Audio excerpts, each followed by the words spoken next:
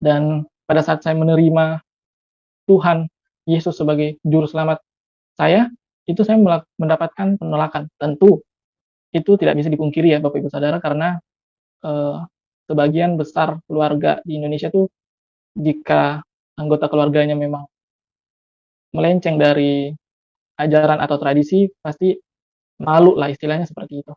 Jadi pada saat itu saya mendapatkan kecaman dari keluarga besar sehingga saya disidak.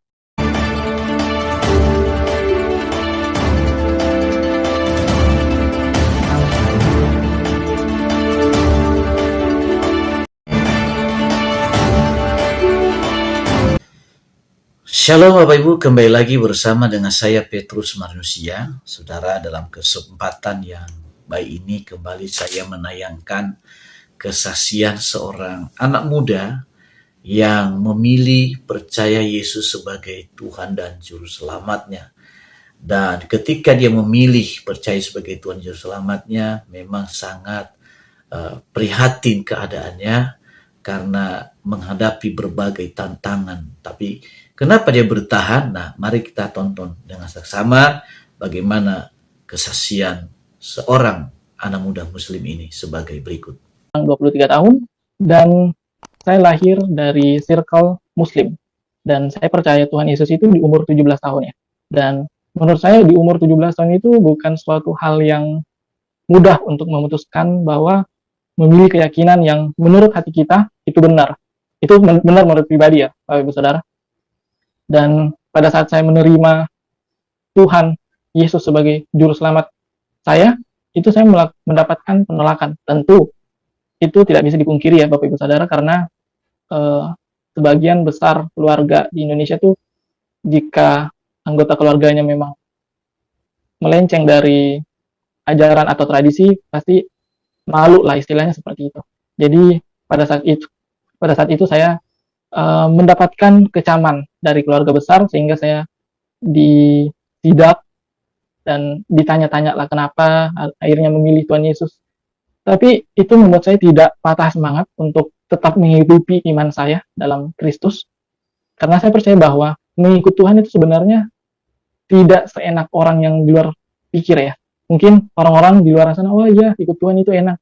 Mungkin untuk beberapa keluarga di luar sana yang memang lahir dari Kristen, itu mungkin enjoy aja. Cuma yang menjadi berat di sini yang memang baru kenal Tuhan di dewasanya. Jadi dia bukan lahir dari keluarga Kristen. Dan itu suatu pergumulan banget ya dulu, Bapak Ibu Saudara. Sampai saya harus keluar rumah karena saya merasa tidak nyaman. Dan tentu saya ingin menghidupi iman yang saya percaya. Akhirnya ya saya memutuskan keluar rumah dengan kakak angkat saya yang dulu teman saya. Dan saya percaya saya keluar ke rumah pun dituntun oleh Roh Kudus, dan Roh Kudus itu pun menyetujui. Saya percaya Roh Kudus menyetujui saya untuk keluar dan bisa menghidupi iman yang saya percaya. Dan singkat cerita, sebenarnya saya pun dituntun Roh Kudus untuk menelpon teman saya itu yang sekarang jadi kakak angkat saya. Karena pada saat saya disidak, itu sama sekali handphone saya direbut dan datanya semua dihapus. Jadi otomatis nomor handphone yang di dalam handphone saya itu hilang. Jadi saya juga kebingungan ke siapa saya harus minta pertolongan ya. Tentunya sama Tuhan Yesus. Tapi Tuhan kan memberikan hikmat kepada kita untuk gimana caranya kita bisa hidup di dalam firman Tuhan. Akhirnya saya dituntun untuk, sebenarnya waktu itu saya ngacak nomor handphone, dan puji Tuhan saya nggak tahu, mungkin itu adalah mujizat, tapi saya percaya itu bukan suatu kebetulan, itu adalah rancangan Tuhan. Tuhan sudah rancangkan bahwa kalau Tuhan yang udah ngasih jalan, siapa sih yang bakalan nutup gitu. Akhirnya saya nelpon, saya janjian ketemu di mana, dan singkat cerita akhirnya saya dibawa ke kampung kakak angkat saya itu, dan di kampung itu saya 3 bulan. Setelah itu saya merantau ke Kalimantan, dan di sini kebaikan Tuhan sangat luar biasa pada saat saya merantau. Ya, Dan sebentar Ihsan, mic-nya bisa dipegang ya, dekat ke mulut, diangkat boleh. Dan ujian di awal lagu, oke. Silakan dilanjutkan. Jangan lupa ya lagu pembuka. Silakan. Baik. Dan sebelum saya melanjutkan kesaksian saya yang sungguh luar biasa menurut saya, kebaikan Tuhan di dalam hidup saya itu, dan saya percaya bahwa hanya Tuhanlah tempat jawaban saya dan mungkin Bapak Ibu Saudara juga. Dan satu lagu pujian ini yang sangat merena di hati saya bahwa Tuhan itu sangat baik. Lagunya judulnya Hanya Kau dari Citra Scholastica. Liriknya seperti ini. Kau telah buktikan cintamu padaku, kau membayarku dengan hidupmu, ku bersyukur yang ada padaku, semuanya milikmu, ku persembahkan seluruh hidupku di mezbamu. Hanya kau yang menjadi tempat jawaban, hanya kau tempatku berharap, berjalan bersamamu ku takkan goyah, sebab tangan kasih-Mu tersedia bagiku, selamanya kau ku cinta. Hanya kau yang menjadi tempat jawaban, hanya kau tempatku berharap, berjalan bersamamu ku takkan goyah, sebab tangan kasih-Mu tersedia bagiku, selamanya kau ku cinta. Dan puji nama Tuhan, pujian yang tadi saya percaya bahwa bisa memberikan berkat buat kita semua, dan lagu itu pun menjadi landasan saya bisa kuat selama saya merantau tentunya, karena selama merantau pun saya tidak langsung dapat kerjaan, Bapak Ibu Saudara. Saya dengan kakak angkat saya itu datang ke Kalimantan, dia tuh gap jarak waktu penerimaan kerjanya itu dia duluan kerja, dan waktu itu saya masih istilahnya gimana ya, masih nganggur sebulan. Jadi setelah sebulan saya kakak saya masuk sebulan di perusahaannya, saya baru masuk sebulan kemudian. Dan itu pun dulu saya melamar menjadi marketing di salah satu kantor BUMN telekomunikasi. Mungkin Bapak Ibu Saudara tahu lah ya, tapi saya nggak usah sebut brandnya di sini. Saya melamar di tempat itu. Awalnya saya melamar jadi marketing. Saya juga mikir, Tuhan, saya nggak tahu apa-apa tentang marketing, gimana ini? Tapi Tuhan bilang dalam hati saya, udah jalanin aja dulu, coba masukin aja. Akhirnya saya masukin lah dengan berkas yang seadanya, karena waktu saya menerima Tuhan Yesus sebagai juru selamat saya, itu pas banget saya di tahun 2017, pas banget lulusan. Jadi saya keluar dari rumah pun itu cuma membawa berkas-berkas seadanya, berkas-berkas yang sekiranya bisa digunain. Setelah itu udah tuh saya susun CV-nya dan lain sebagainya, sertifikat dan lain sebagainya. Akhirnya saya datang ke kantornya. Yang wawancara itu pun saya melihat raut mukanya itu agak shock ya, karena saya mempunyai sertifikat yang berasal dari dulu saya praktek kerja lapangan ya, kalau dulu ya namanya prakerin di kantor yang sama tempat saya lamar itu. Jadi mereka agak kaget, wah ini udah pernah, jadi udah sedikit banyak tahu tentang seluk-beluk kantor, terutama kantor yang saya lamar itu. Akhirnya saya malah nggak dijadiin marketing, Bapak Ibu Saudara, tahu nggak? Saya dijadiin sebagai quality control, bukan jadi sales atau marketing. Dan saya percaya bahwa saya dikasih posisi yang kayak gitu tuh sudah passion saya banget. Saya juga sehari sebelum saya datang ke kantornya, saya ngomong sama Tuhan, passion saya tuh nggak di sini, passion saya tuh di networking, jaringan, dan lain sebagainya. Tapi kalau marketing, apa saya bisa, Tuhan? Tapi Tuhan jawab dalam hati saya, bisa, nak, coba aja dulu.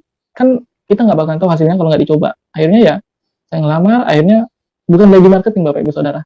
Dijadiin quality control yang memang kerjanya memang untuk jaringan, networking.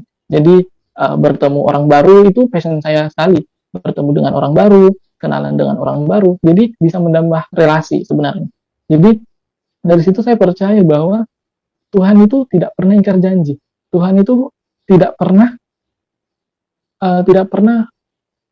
salah untuk menentukan kita harus gimana. Dan puji Tuhan, selama saya bekerja, Tuhan selalu tempatkan di mana Tuhan tempatkan saya, Tuhan selalu memunculkan orang-orang baik di sekitar saya, orang-orang yang sangat peduli dengan saya, meskipun latar belakang saya murtad, tapi mereka tuh tetap care, tetap peduli. Apalagi Tuhan percayakan juga saya pelayanan di gereja lokal, jadi semakin banyak relasi teman-temannya dari gereja, dari kantor. Tapi satu yang menjadi acuan saya bekerja, yaitu di Yeremia 17 ayat 7 kalau nggak salah ya. Yeremia 17 ayat 7, diberkatilah engkau yang mengandalkan Tuhan dan menaruh pengharapan kau pada Tuhan.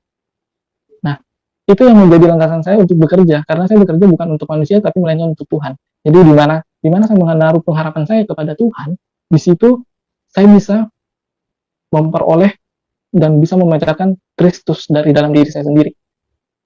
Dan selama saya bekerja pun, ya mungkin Bapak Ibu Saudara tahu, lingkungan kerja itu tidak semuanya sehat. Tidak semuanya sehat dalam artian adalah yang menggunjing, yang yang tidak suka dengan kita. Tapi saya percaya bahwa saya kerja bukan untuk manusia. Saya kerja untuk Tuhan. Jadi saya pun mulai berpikir bahwa saya dikasih kerjaan itu karena campur tangan Tuhan. Saya dikasih kerjaan itu semua karena janji Tuhan, yang dimana Tuhan pernah berkata di dalam Alkitab, rancanganku adalah rancangan damai sejahtera. Dan saya percaya bahwa alur hidup kita itu bukan alur kecelakaan yang Tuhan rancangkan. Jadi semuanya damai sejahtera. Tuhan sediakan apa yang kita butuhkan, tapi bukan apa yang kita inginkan. Jadi benar-benar gimana ya? Benar-benar rasanya tuh kalau kita udah pernah bertemu dengan Tuhan secara pribadi, kita tuh feel-nya sama Tuhan beda. Kita selalu mau terhubung dengan Tuhan. Kita selalu mau connect dengan Tuhan. Dan itu yang selalu saya bangun setiap hari. Dan bisa menjadi kekuatan juga tiap hari saya kerja, saya pelayanan, dan setiap saya kerja, saya selalu mengutamakan yang namanya pelayanan. Karena sesibuk apapun, saya selalu sempatkan buat pelayanan. Karena dimanapun kalau kita tidak tidak yang seperti tadi saya bilang, kita tidak terhubung dengan Tuhan, kita nggak bisa bekerja. Tentu oleh kuasa Roh Kudus juga kita bisa bekerja, kita bisa memuji Tuhan. Dan saya sangat percaya bahwa kuasa Roh Kudus itu yang memampukan kita memuji dan memuliakan Tuhan. Dimanapun kita berada, itu yang bisa memampukan kita untuk, ayo kita kerja. Tapi kerjanya ingat, bukan buat manusia ya, kerjanya untuk Tuhan. Jadi apapun yang kita lakukan, itu semata-mata hanya untuk Tuhan. Dan Tuhan pun sudah berjanji, apa yang tangan kau perbuat akan sukses, semuanya akan baik pada akhirnya. Dan kebaikan Tuhan pun tidak berhenti di situ saja, Bapak Ibu Saudara. Saya pun selalu dipromosikan. Promosikan ini dalam artian bukan tapi saya percaya Tuhan yang promosikan ke atasan saya bahwa, ini anak saya ini kinerjanya bagus nih, naikin dong gitu. Jadi saya percaya bahwa Tuhan tidak menjadikan kita ekor, tapi melainkan Tuhan menjadikan kita kepala. Amin. Dan di situ saya mulai sadar bahwa Tuhan benar-benar menjadi penolong, menjadi tempat kita kembali di saat kita tersesat. Mungkin ada suatu kondisi kita mikir, aduh Tuhan, ini kok nggak sesuai dengan ekspektasi saya harus seperti apa Tuhan. Tapi kalau kita selalu connect dengan Tuhan pasti yang berbicara sendiri dalam hati kita. Dan itu yang saya selalu pegang untuk selalu bersyukur apapun yang terjadi, karena saya percaya apa yang menurut kita baik belum tentu menurut Tuhan baik, tapi yang menurut Tuhan baik sudah tentu pasti itu yang terbaik bagi kita. Dan selama saya bekerja, saya seperti yang tadi saya bilang, saya selalu dikelilingi orang-orang yang baik, orang-orang yang peduli dengan saya. Kalau di sini sih, kalau di dunia kelihatannya dia lebih peduli ke finansial. Mungkin karena waktu itu waktu saya jadi quality control di salah satu perusahaan BUMN, itu gajinya sedikit sekali Bapak Ibu Saudara. Mungkin ada di bawah UMR kalau nggak salah. Kalau saya boleh sebutkan, kisarannya itu 2 jutaan. Itu gajinya dulu. 3 tahun yang lalu. Itu gajinya. Jadi kami tuh, kakak angkat saya dengan saya itu muter otak. apalagi pas waktu kakak angkat saya yang pertama kali kerja kan itu gajinya agak lumayan gede karena memang di perusahaan tambang ya. Jadi dia agak gede gajinya. Jadi pas lihat gajinya, aduh Tuhan kena kok dikit. Jadi adalah pikiran kok dikit banget ya Tuhan. Tapi dari situ saya ingat kembali, ingat Irsan, kamu bekerja untuk Tuhan, bukan untuk uang. Jangan menjadi kita yang diatur uang gitu. Jadi dari situ saya selalu bersyukur bahwa oh iya Tuhan, ini kan kita dikasih berkat sama Tuhan sesuai dengan apa namanya? Sesuai dengan uh, kemurahan Tuhan. Mungkin seperti itulah kata-katanya ya. Sesuai dengan kemurahan Tuhan. Dan pada saat itu, pada saat kami gajian, kakak angkat saya gajian, itu kami tuh gabung gajinya supaya kita bisa memanage untuk tetap hidup ya di Kalimantan. Karena di Kalimantan mungkin Bapak Ibu Saudara tahu biaya hidup itu mahal. Jadi kalau mungkin ada yang dari Kalimantan terus keluar tuh ke ibu kota kayak misalnya di Jogja, terus tiba-tiba ngelihat harga bahan pangan itu kayak wah kok murah, padahal kan di Kalimantan segini. Jadi pasti ada perbedaan lah dari situ. Dan akhirnya kita gabung pendapatan kita, terus kita memanajemen keuangannya dengan baik sehingga bisa cukup lah dalam sebulan. Dan tidak berhenti sampai situ, kakak angkat saya juga selalu dikelilingi orang-orang baik, selalu apa namanya, diberikan orang yang betul-betul takut akan Tuhan. Jadi tidak pernah diajak aneh-aneh atau apapun itu. Dan saya sangat bersyukur kalau saya sampai saat ini masih bisa bekerja. Dan puji Tuhan, Tuhan menaikkan level saya dari quality control menjadi posisi yang sekarang yang di umur saya 23 tahun tidak pernah di area kantor saya itu tidak pernah ada sekarang umur 23 tidak ada yang di posisi saya. Jadi saya sangat bersyukur bahwa Tuhan itu baik, bahwa Tuhan selalu baik.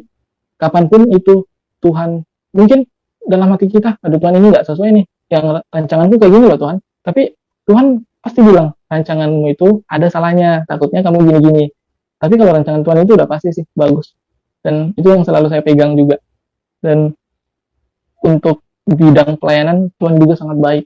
Di bidang pelayanan, saya pelayanan di gereja lokal, Tuhan tempatkan juga orang-orang baik di sekitar saya.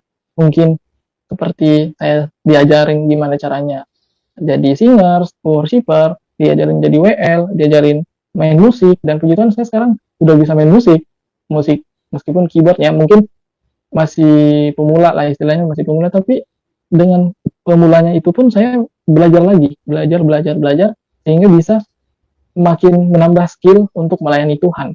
Jadi di gereja lokal saya melayani sebagai worship leader dan pemain musik. Jadi kami di rolling setiap minggu. Kalau bukan saya yang worship leader, saya yang main musik, ada yang worship leader lagi. Jadi Tuhan mengasah talenta yang Tuhan berikan untuk saya bisa lebih dekat lagi tentunya dengan Tuhan, bisa lebih erat lagi dengan Tuhan.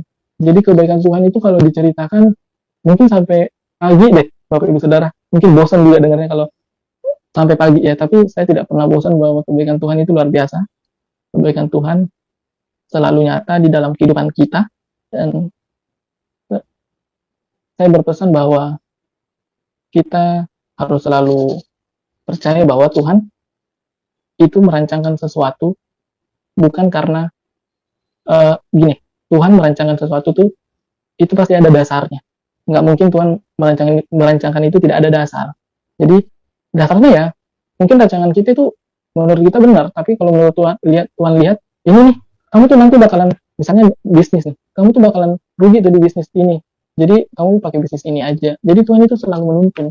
Tapi dengan catatan kita harus terus terhubung dengan Tuhan. Saya ingat pujian yang refnya kayak gini, pujian dari Yesus Abraham. Dia punya lagu baru, dan lagu baru ini sangat merema juga di dalam hati saya akhir-akhir ini ya. Jadi liriknya itu kayak gini, ku terhubung denganmu, selalu melekat di hatimu, firman-Mu itulah dasar hidupku, yang berdaulat atasku, ku terhubung denganmu, selalu melekat di hatimu. Firman-Mu itulah dasar hidupku, yang berdaulat atasku. Nah, pujian itu yang akhir-akhir ini saya dengerin dan sangat benar-benar merema dalam hati saya. Dan itu yang membuat saya lebih semangat untuk tetap terus terhubung dengan Tuhan, tetap terkonek dengan Tuhan, karena firman Tuhan itu berdaulat atas kita. Jadi jangan kita yang diatur oleh dunia. Mungkin ya, memang ya, tidak munafik bahwa dunia ini menawarkan segala sesuatunya yang glamor, tapi itu fana.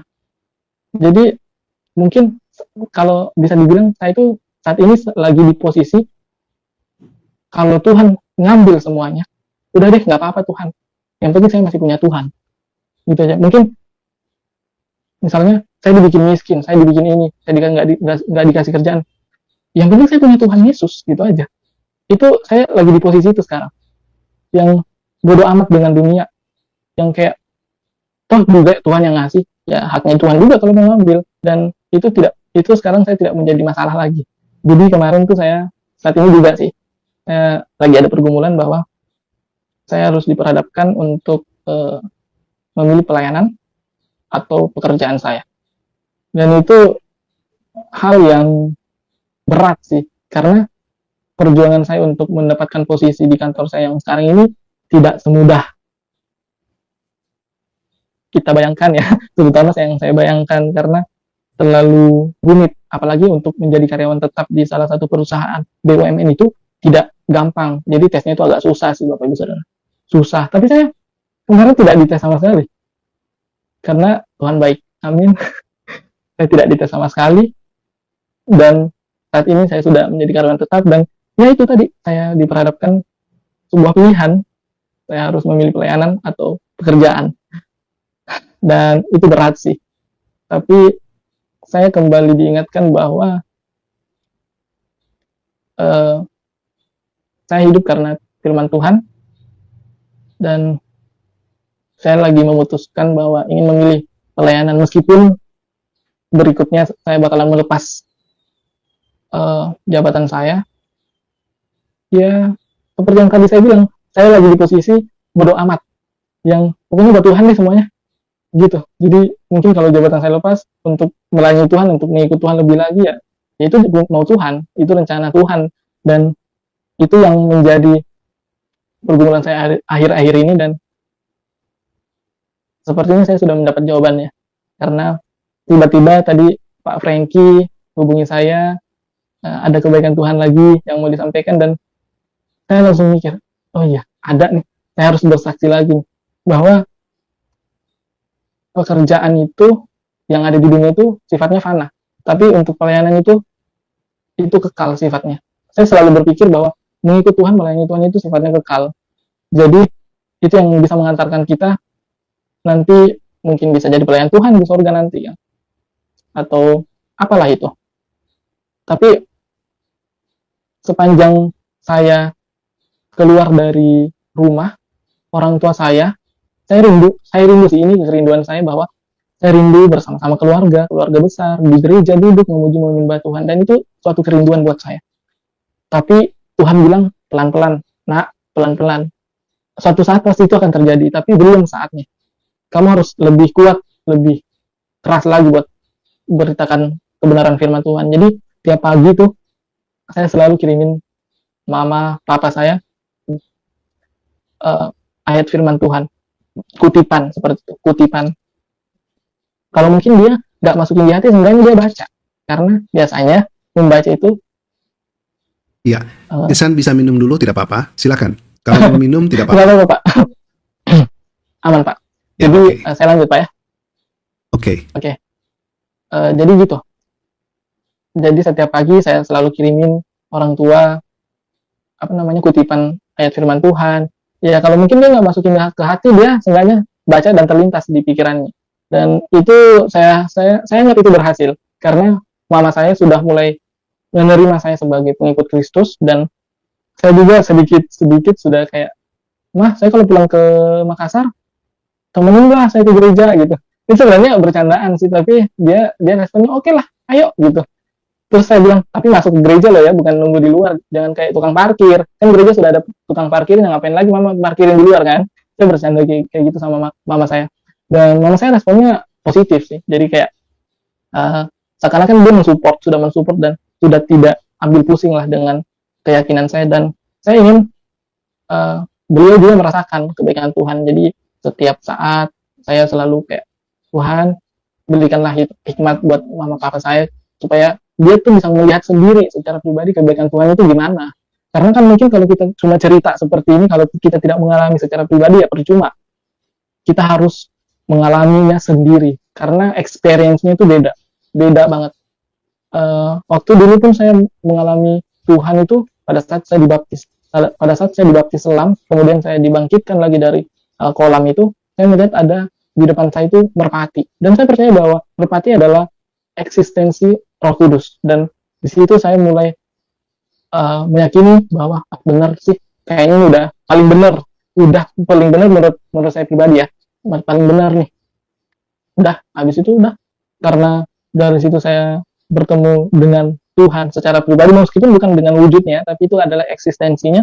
Saya percaya saya sudah bertemu dengan Tuhan secara pribadi, dan saya juga sangat bersyukur sih karena bisa ada sampai hari ini.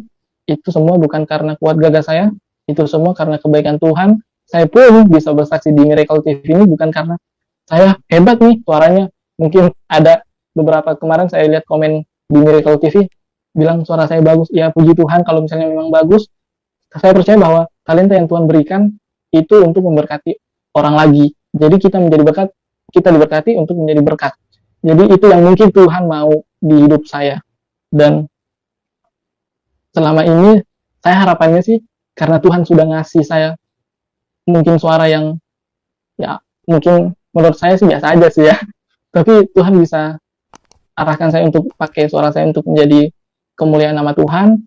Dan harapan saya bisa bukan hanya di gereja lokal saja saya melayani Tuhan sebagai worship leader. Harapan saya bisa kemanapun. Kalau misalnya ada gereja yang mau saya menjadi worship leadernya, mungkin kayak apa gitu namanya, ya saya bersedia kemanapun itu. Dan itu kan termasuk pelayanan buat Tuhan ya. Jadi saya harapannya sih kayak gitu, karena Tuhan sudah ngasih talenta, saya pakai talentanya untuk kemuliaan nama Tuhan. Dan udah berapa menit ya? Aduh, apa nggak jangan ya? Santai aja, silakan. Kalau masih ada, ceritakan, tidak apa-apa. Baru sekitar 30-an menit, silakan. Wah, luar biasa ya Pak ya. Haleluya.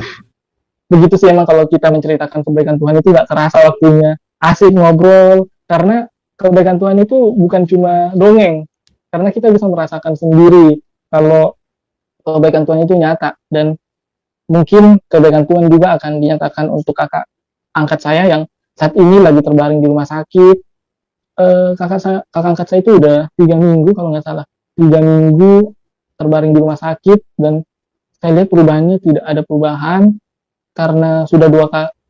Minggu pertama dia masuk rumah sakit, jadi curhat nih. Minggu pertama kakak saya masuk rumah sakit, dia di rumah sakit itu dirawat inap selama kalau nggak salah kurang lebih 1 mingguan. Habis itu keluar, saya pikir bakalan udah normal, ternyata sampai sekarang belum. Habis itu kemarin dia masuk lagi ke rumah sakit yang berbeda dengan perlengkapan yang lebih lengkap, dan makanya itu saya mau nggak mau harus melihat kondisinya ke Sulawesi, karena saya kan posisinya sekarang ini lagi di Kalimantan dan sendiri, dan saya harus menjenguk kakak angkat saya yang ada di Sulawesi. Dan saya berharap dan saya percaya bahwa Tuhan tidak tinggal diam kalau melihat anaknya lagi kelemahan, dan lagi dalam kelemahan tubuh, lagi dalam kesusahan, ataupun lagi dalam sakit penyakit. Saya percaya Tuhan membiarkan itu terjadi, dan mungkin suatu saat kakak saya itu sembuh dan pasti sembuh, saya akan mengajak dia untuk bersaksi di Miracle TV, karena saya percaya Tuhan memberikan hal itu untuk dia bakalan bisa bersaksi bagaimana dulu dia sakit, dia tidak enak badan, dia nggak bisa tidur sama sekali, dia jalan pun kayak sempoyongan, itu bisa menjadi kesaksian dan menguatkan iman percaya kita kepada Tuhan, bahwa Tuhan itu tidak pernah meninggalkan. Mungkin dia kasih cobaan seperti itu ya, kembali lagi buat kedepannya menjadi bahan untuk kesaksian. Dan kesaksian itu kan saya percaya dahsyat ya kuasanya, kalau kita benar-benar mengikuti gimana alurnya, gimana Tuhan bekerja. Saya percaya itu bakalan luar biasa sih. Dan saya juga sangat percaya bahwa ujian penyembahan itu sangat-sangat luar biasa kuasanya. Jadi saya bakalan kembali ke sana dengan mengambil cuti tahunan yang tidak pernah saya ambil, karena saya berpikir itu untuk darurat aja. Jadi ini karena memang sangat urgent, jadi saya harus mengambil cuti, dan saya akan beberapa minggu, beberapa bulan di sana untuk menjaga, terus sembari mengajak supaya dia terus memuji Tuhan, terus menyembah Tuhan, meskipun di dalam kelemahan tubuh, tapi percaya bahwa ujian penyembahan itu bisa menjadi kekuatan buat roh, karena kalau roh kita yang sakit, semuanya pasti ikut, gitu. Dan saya berharap juga kebaikan Tuhan tidak lewat untuk kakak angkat saya, dan saya juga memohon doa Bapak Ibu Saudara, kiranya bisa bantu dalam doa, kiranya bisa cepat pulih, cepat Tuhan sembuhkan, dan bisa beraktivitas kembali secara normal. Dan mungkin ini adalah kesaksian dan kebaikan Tuhan yang saya alami setelah saya bekerja, saya berada di lingkungan pelayanan, lingkungan kerja, dan Tuhan selalu memberikan orang-orang yang terbaik pilihannya untuk berada di sekitar saya, sehingga saya tidak pernah terpengaruh apapun, karena kembali lagi, kita kan menaruh harapan kita kepada Tuhan, bukan kepada manusia. Jadi, mungkin closing statement saya gini, kalau kita mengandalkan manusia, yakin percaya, ujungnya kecewa. Tapi kalau kita mengandalkan Tuhan, apapun kita menaruh pengharapan kepada Tuhan, itu pasti akhirnya akan indah pada waktunya, dan percaya bahwa Tuhan tidak pernah meninggalkan kita semua. Mungkin sekian Pak, kesaksian.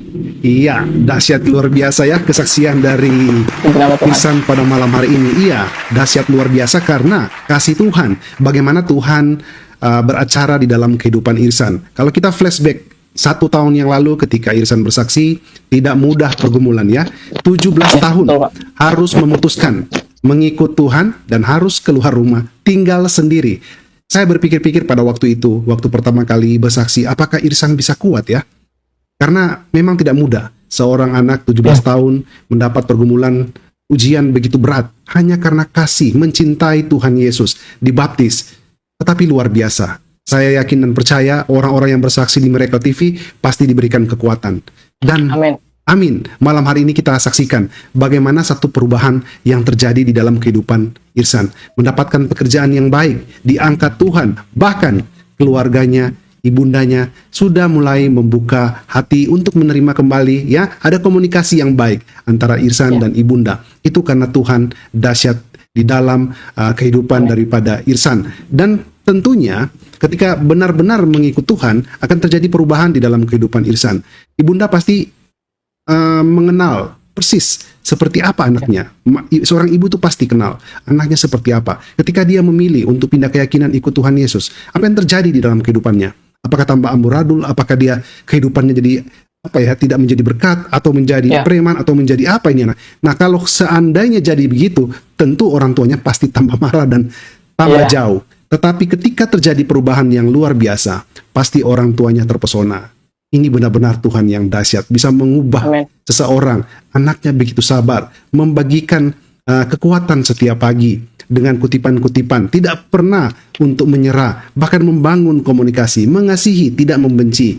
Nah, ini yang penting. Ajaran Yesus tidak pernah salah. Ketika kita membalas kebencian atau kejahatan orang dengan kasih mengampuni, maka itu akan menjadi kekuatan bagi kita tentunya, dan orang tersebut yang mengalaminya bisa justru menjadi sadar, dan puji Tuhan bisa mengikut Tuhan yang benar. Haleluya. Banyak pelajaran yang bisa diambil pada malam hari ini. Tuhan berikan talenta kepada Ihsan dulu waktu pertama kali bersaksi, melayani di gereja sebagai, kalau tidak salah, singers ya. Ya, namanya juga baru bertobat, baru mau bergabung.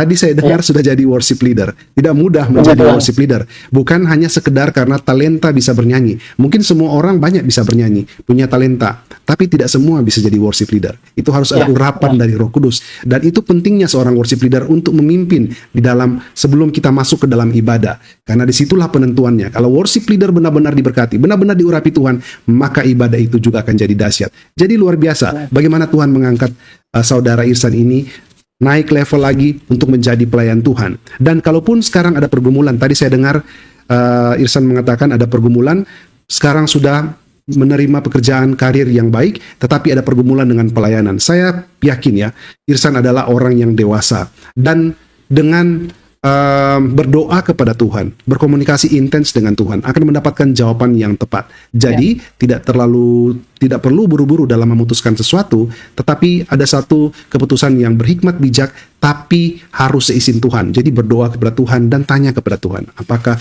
memang ini pilihan saya untuk kepelayanan atau tetap untuk bekerja atau kedua-duanya. Karena bagi Tuhan tidak ada yang mustahil. Mau 2, mau 3 kita bekerja, mau 4, kalau Tuhan iakan, Tuhan siapkan jalan, ya. Luar biasa. Dan malam hari ini saya lihat tambah cakep ya. Irsan ya, luar biasa. Wajahnya tambah ceria. Wah, anak-anak Tuhan yang ikut Yesus luar biasa. Terjadi perubahan yang dahsyat. Bukan hanya rohani, tapi jasmani juga. Amin. Dan saya sangat kagum dengan seorang anak muda yang usia 23 tahun, Irsan, yang berani mengambil keputusan untuk mengikut Tuhan, bahkan sungguh-sungguh di dalam pelayanan. Tidak banyak kita menemukan pemuda seperti ini ya.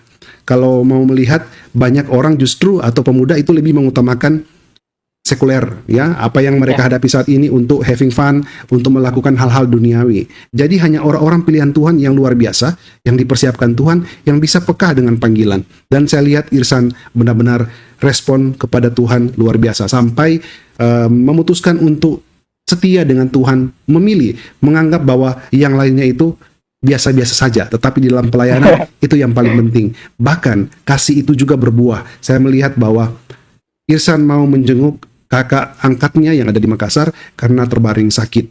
Wah, luar biasa ya, sampai mau cuti berbulan-bulan. Karena itulah, ketika kita memang benar-benar roh Tuhan itu hidup di dalam kita, maka kita akan melakukan hal yang sama. Seperti yang Yesus ajarkan, tidak ada kasih yang lebih besar daripada kasih seseorang memberikan nyawanya. Yaitu Yesus sendiri yang memberikan nyawanya untuk menebus dosa kita. Dan itulah yang Irsan lakukan saat ini. Irsan mau berkorban untuk cuti untuk menjenguk kakak angkatnya yang ada di Makassar. Luar biasa bagaimana terjadi satu perubahan di dalam kehidupan Irsan. Ini paling penting sahabat-sahabat Miracle. Saya juga mau ingatkan ya, setialah menonton Miracle TV, semua video tayangan kesaksian, supaya kalau ada part 2-nya tidak ketinggalan. Karena ini part 2-nya, part 1-nya tahun lalu. Jadi sahabat-sahabat yang mengikuti saudara Irsan bersaksi di tahun lalu, maka kesaksian pada malam hari ini adalah part 2-nya. Dan itu adalah kerinduan dari Miracle TV. Iya, kerinduan dari saya. Saya juga tentu diberikan hikmat dari Tuhan untuk bukan hanya selalu petobat yang baru, tetapi juga mereka yang sudah bersaksi, kan mereka juga menjalani kehidupannya di dalam Tuhan. Nah, banyak kebaikan yang mereka alami, itu juga harus diceritakan, supaya di sini orang bisa belajar bahwa ternyata mengikut Tuhan itu dua. Kita tetap mengalami pergumulan, tetapi kita menang di dalam pergumulan. Dan yang kedua adalah orang-orang yang mengikuti Tuhan pasti tidak akan dikecewakan. Kalau benar-benar kita mengikut Tuhan, pasti kita akan naik level, kita akan diberkati, bukan hanya secara jasmani, secara rohani, apapun itu. Tuhan pasti buka jalan bagi orang-orang yang benar-benar mencari dulu kerajaan sorga dan kebenarannya. Mengapa saya rindu memanggil kembali orang-orang bersaksi yang sudah pernah bersaksi, supaya sahabat-sahabat yang malam hari ini sekiranya menyaksikan kesaksian dari Irsan, bagaimana mengikut Tuhan, jangan ragu-ragu dalam mengikut Tuhan Yesus. Memang pada awalnya mungkin ada pergumulan, tidak mudah, berat, tetapi percaya, Tuhan tidak pernah tinggalkan. Pasti Tuhan bela. Dan endingnya adalah yang kita saksikan pada malam hari ini, luar biasa. Satu kesaksian nyata, kesaksian yang benar-benar hidup, karena Tuhan kita adalah Tuhan yang hidup. Saya rindu ke depannya untuk saya panggil kembali semua, mungkin kalau tidak semua, tetapi ada beberapa yang siap untuk menyaksikan kebaikan Tuhan sesudah dia mengikut Tuhan Yesus. Supaya ada dampak yang berkesinambungan. Orang-orang yang sama-sama hidup, belajar, mengiringi bersama-sama dengan Tuhan. Mereka juga bisa belajar dari teman-teman yang bersaksi bagaimana Tuhan bela mereka. Bela bukan hanya dari ekonomi, tetapi semuanya ya Tuhan bela. Puji Tuhan. Irsan, malam hari ini kita coba bergeser ke teman-teman di Zoom. Barangkali dari Boleh. mereka ada yang ingin bertanya dan berbagi pada malam hari ini. Kita coba tanya ya. Shalom, selamat malam sahabat-sahabat yang ada di Zoom. Silakan hidupkan mic dan kameranya. Jika ingin berbagi, silakan. Ya. Jadi kesaksian ini bisa jadi seperti sinetron ya, bergilir ya. Part 1, part 2, Tapi sinetron, part 3, part 4. sinetron untuk Tuhan, Pak. Ya, tanda kutip ya, untuk Tuhan. Jadi kisah hidup anak Tuhan, bagaimana untuk bersaksi tentang kebaikan Tuhan. Jadi bisa berseri. Puji Tuhan. Ya, silakan. Mungkin Pak Sumarsono atau ada Pak Steve juga. Saya lihat juga di sini ada saudari Angie yang ingin berbagi pada malam hari ini. Silakan, hidupkan mic dan kameranya. Karena kalau tidak ada lagi yang ingin bertanya, saya akan kembalikan ke saudara. Oh, ada yang masuk. Pak Sulaiman ini dari Amerika ya. Wah, sudah lama ini tidak tidak bersua. Puji Tuhan. Shalom. Selamat pagi Pak Sulaiman yang ada di mana ya? Kemarin saya lupa nama tempatnya, tapi yang jelas di Amerika. Silakan hidupkan mic dan kameranya Pak Sulaiman. Silakan Pak. Iya. Oh, saya dulu nih, mungkin dia baru masuk. Iya, karena tadi saya sudah tanya kepada teman-teman yang di Zoom ini, belum ada yang mau berbagi. Saya hampir mau kembali ke Irsan saja sebagai closing statement, tetapi Pak Sulaiman masuk, berarti memang luar biasa. Giliran Pak Sulaiman, Oke. silakan. Shalom, Pak, apa kabar? Ya, bisa kembali dihidupkan ya, mic dan kameranya Pak, silakan. Oke. Gimana Pak? Iya, tadi sudah bagus sih waktu Bapak putar tadi, ditidurin kameranya. Iya, begitu bagus ya. Ya. Tapi saya nggak bisa lihat saya nih ya. Oh, nggak bisa lihat, ya udah kembalikan saja Pak seperti tadi, tidak apa-apa. Sorry ya, sorry. Tidak masalah, Iya. tidak ada masalah. Oke. Silakan Pak. Shalom, silakan Pak. Shalom, selamat malam ya. Shalom. Selamat malam, Pak. Shalom, Pak Franky, apa kabar puji Tuhan? Puji Baik. Tuhan, luar biasa. Sudah lama juga ini ingin melihat Pak Sulaiman dan akhirnya pada malam hari ini bisa hadir. Puji Tuhan. Iya. Shalom juga buat saudara Muhammad Irsan ya. Ya, Ini shalom, kesaksian Pak. yang kedua ya. Shalom ya. Iya. Apa kabar? Puji Tuhan, Pak. Baik. Haleluya. Jadi saat ini kesaksiannya tentang penyertaan Tuhan. Iya, benar, Pak. Luar biasa ya. Jadi memang ini kita sebagai anak-anak Tuhan ya. Saya boleh ya, karena saya mungkin umurnya lebih dari Boleh. saudara ya. Boleh, Pak. Silakan, Sudah silakan Pak, 21. tidak apa-apa. Oke, jadi memang penyertaan Tuhan itu kita sebagai anak Tuhan kita akan rasakan penyertaan Tuhan. Ya, tetapi memang kita harus bertahan. Kita harus mengikuti firman Tuhan. Kalau saya bisa bagikan satu ayat firman Tuhan aja ya, cuma satu aja lah. Mungkin sebenarnya banyak sih. Yosua 1 ayat 7. Coba Pak Franky bisa Baik Pak, ditampilkan. bisa.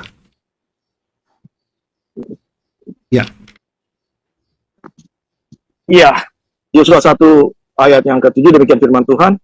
Hanya kuatkan dan teguhkan hatimu dengan sungguh-sungguh, bertindaklah hati-hati sesuai dengan seluruh hukum yang telah diperintahkan kepadamu oleh hambaku Musa. Janganlah menyimpang ke kanan atau ke kiri, supaya engkau beruntung kemanapun engkau pergi. Amin. Ini ayat Amin. firman Tuhan yang selalu mengingatkan saya. Gitu. Ya. Saya ambil satu ilustrasi yang begini. Ketika kita ingin berjalan mungkin dari Jakarta ke Bandung, dalam perjalanan kita diperkirakan cuma 2 jam ya sekarang ya, sangat cepat ya, ada tol Cipali itu. Dan kita stopnya ya, menyimpangnya ke Bogor dulu, ke Cisarua gitu. Kita menempati dulu mungkin ke Puncak dulu gitu kan. Itu ketika kita menyimpang, maka tujuan akhir kita ini akan menjadi terhambat. Ya, itu logikanya kita aja. Dan ketika kita mengikut Tuhan pun sama demikian yang ada di dalam kitab Yosua 1 ayat 7 tadi. Kita tidak boleh menyimpang ke kanan dan ke kiri. Dunia memang banyak menawarkan ya, tadi yang seperti saudara Insan saksikan bahwa dunia itu adalah magnet supaya kita menarik kita. Untuk kita it's okay, apalagi kita masih muda kan. Kita bolehlah kita menyimpang ke apa istilahnya ke top line atau ke Stardust atau dunia malam. Itu kan memang yang menarik dunia itu selalu menarik kita untuk menjauhkan diri kita dari Tuhan ya. Tetapi ingat, dikatakan bahwa penyertaan kita kepada Tuhan akan menyertai kita kalau kita tetap ada di jalur Tuhan. Ada satu Amin. pujian ya, mungkin Mas Irsan bisa nyanyikan angkat satu pujian itu, penyertaanmu sempurna. Tahu dengar lagu itu ya? Yang penyertaanmu Exactly. sempurna, rancanganmu penuh damai, aman dan sejahtera, walau di tengah badai. Ingin ku selalu bersama, rasakan keindahan, arti kehadiranmu Tuhan. Itu ya Pak? Nah, saudara yang dikasihi Tuhan, apa yang disaksikan oleh saudara kita tadi itu luar biasa. Dan itu merupakan contoh bagi kita orang-orang Kristen yang sudah lama. Jangan sampai kita tertinggal. Ya. Karena Tuhan Yesus pernah berkata, yang terdahulu akan menjadi terkemudian, dan yang terkemudian akan menjadi terdahulu. Nah, doa dan harapan saya, kita nggak akan ketinggalan, tapi kita terus maju. Kita terus menjadi saksi Yesus sampai garis finish dalam hidup ini. Nah, saudara, Alkitab berkata, iman timbul dari pendengaran. Pendengaran oleh firman Tuhan. Nah, hari-hari ini kita harus banyak mendengarkan firman Tuhan, supaya kita memiliki keberanian dalam memberitakan Injil. Yang kedua, supaya kita memiliki beban untuk membawa bangsa ini datang kepada Yesus. Nah, ketika gereja berdoa, maka banyak orang yang bertobat, baik itu dalam pemberitaan Injil face to face, melalui media sosial, ya, munculnya apologi muda Kristen yang cerdas. Nah, banyak orang mendengarkan Injil. Ada juga orang bukan karena pemberitaan Injil, tapi mengalami perjumpaan pribadi dengan Tuhan, bisa melalui penglihatan secara mata jasmani, bisa juga melalui mimpi atau audible. Nah, semuanya itu bisa berjalan dengan baik kalau gereja berdoa, kalau kita berdoa dengan sungguh-sungguh. Dan di dalam keluarga kita juga kita berdoa supaya banyak orang yang diselamatkan, ya, baik mereka yang sudah Kristen maupun mereka yang sedang kita gumulkan untuk percaya kepada Yesus sebagai Tuhan dan Juru Selamatnya. Nah, demikianlah tayangan saya kali ini. Sampai ketemu di tayangan saya selanjutnya. Kiranya Tuhan Yesus memberkati. Shalom.